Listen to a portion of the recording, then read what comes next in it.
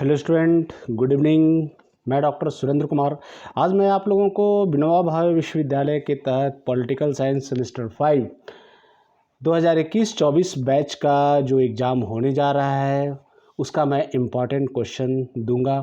आज मैं DSC 1 group B DSC 1 का ग्रुप बी का इम्पॉर्टेंट क्वेश्चन दूंगा। चूँकि DSC 1 में दो ग्रुप पढ़ना है, ग्रुप ए है और ग्रुप बी है, तो मैं बी ग्रुप का क्वेश्चन देने जा रहा हूँ। बी में आपको पढ़ना है contemporary issue in Indian politics. Contemporary issue in Indian politics अर्थात भारतीय राजनीति के समकालीन मुद्दे कौन कौन से क्वेश्चन पढ़ लिया जाए ताकि परीक्षा में इससे प्रश्न जरूर पूछा जाए। तो पहला जो प्रश्न है उसको नोट कीजिए। भारत में राष्ट्रीय एकीकरण से आप क्या समझते हैं? भारत में राष्ट्रीय एकीकरण से आप क्या समझते हैं?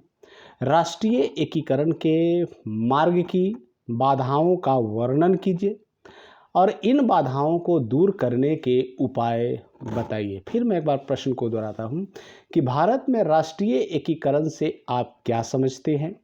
राष्ट्रीय एकीकरण के मार्ग की बाधाओं का वर्णन कीजिए, इन बाधाओं को दूर करने के उपाय बताएं। ठीक है, आइए नेक्स्ट जो प्रश्न है उस पर हम लोग चर्चा करते हैं।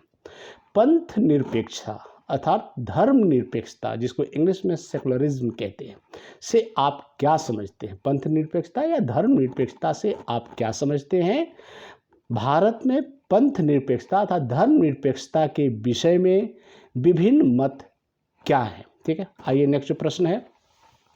भारत में आरक्षण की राजनीति की स्पष्ट विवेचना कीजिए। बहुत इंपॉर्टेंट क्वेश्चन है। भारत में आरक्षण की राजनीति की स्पष्ट विवेचना कीजिए। ठीक है, आइए नेक्स्ट जो प्रश्न है। पिछड़े हुए वर्गों के लिए आरक्षण के प्रश्न तथा अभी हाल ही की राजनीति में तत्संबंधी विवाद की स्पष्ट विवेचना कीजिए।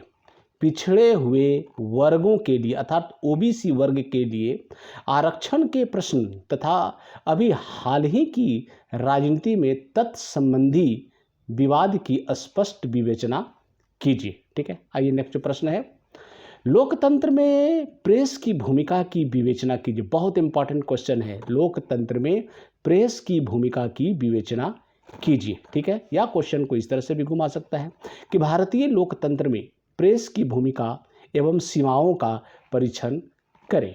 भारतीय लोकतंत्र में प्रेस की भूमिका एवं सीमाओं का परीक्षण करें, जिसे मीडिया की भूमिका इसको कह सकते हैं कि मीडिया की क्या भूमिका रही है। ठीक है, आइए नेक्स्ट जो प्रश्न है। गठबंधन सरकार, मिलीजुली सरकार, जिसको गठबंधन सरकार का आशय क्या है? मिलीजुली सरकार अर्थात गठबंधन सरकार के लक्षणों की विवेचना कीजिए। बहुत इंपॉर्टेंट क्वेश्चन है। मिलीजुली सरकार या गठबंधन सरकार का आशय क्या है?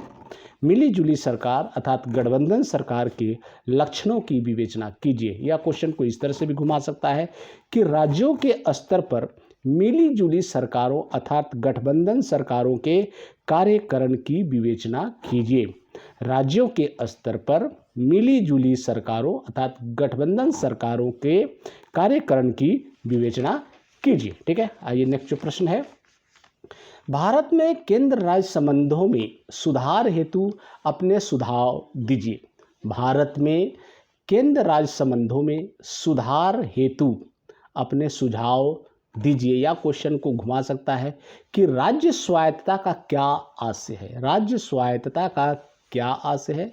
राज्य स्वायत्तता के पक्ष और विपक्ष में तर्क दीजिए। राज्य स्वायत्तता का क्या आशय है? राज्य स्वायत्तता के पक्ष और विपक्ष में तर्क दीजिए। ठीक है, केंद्र राज्य संबंध में आपका एक सरकारिया रिपोर्ट आया था, उसके बारे में भी लिख सकता है कि सरकारिया आयोग से का, तो यही चीज़ आपको लिखना होगा केंद्र राज्य संबंध के बारे में। ठीक है, नेक्स्ट जो प्रश्न है। नक्सलवाद किस प्रकार राष्ट्रीय एकीकरण को प्रभावित करता है? नक्सलवाद किस प्रकार राष्ट्रीय एकीकरण को प्रभावित करता है, समझाइए। ठीक है, नेक्स्ट जो प्रश्न है। भारतीय राजनीति में जाति के प्रभाव को स्पष्ट कीजिए। भारतीय राजनीति में जाति के प्रभाव को स्पष्ट कीजिए, या क्वेश्चन को इस तरह से घुमा सकता है कि भारतीय राजनीति में जाति की भूमिका की विवेचना कीजिए। भारतीय राजनीति में जाति की भूमिका की विवेचना कीजिए। एंड लास्ट जो प्रश्न है, क्षेत्रवाद से आप क्या समझते हैं? क्षेत्रवाद से आप क्या समझते हैं? क्षेत्रवाद के प्रमुख प्रकार बताइए और भारतीय राजनीति में क्षेत्रवाद की भूमिका की विवेचना कीजिए। क्षेत्रवाद से आप क्या समझते हैं? क्षेत्रवाद के प्रमुख प्रकार बताइए और भारतीय राजनीति में क्षेत्रवाद की भूमिका की विवेचना कीजिए। ये मैंने क्वेश्चन आप लोगों को दिया है। और मैं एक चीज़ बता दूं कि इससे परीक्षा में प्रश्न जरूर आएंगे। पिछले बार भी मैंने प्रश्न दिया था और लड़के बहुत खुश हुए थे, बहुत अच्छा एग्ज़ाम हुआ और आप लोग भी बहुत अच्छे ढंग से इसको तैयारी कर लें। एक चीज़ मैं बता दूं कि इसका सारा उत्तर, जितना भी मैं इम्पॉर्टेंट क्वेश्चन दिया हूँ DSC 1 का B ग्रुप का, उसका सारा क्वेश्चन मेरे YouTube चैनल पे उपलब्ध है।